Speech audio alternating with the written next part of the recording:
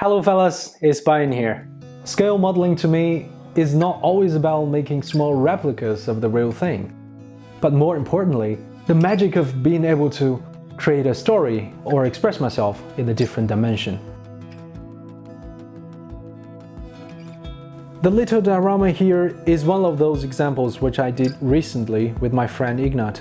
I try to combine some elements that are not usually appearing together and create some interesting little story.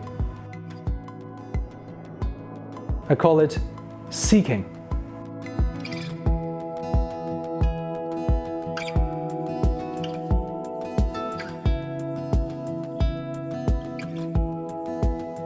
Of course, it does not matter what you are seeking for eventually.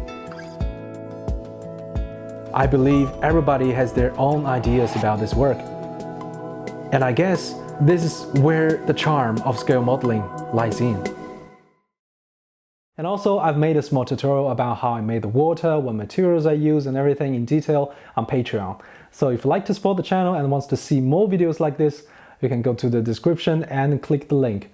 So thanks again for watching, and I'll see you next time.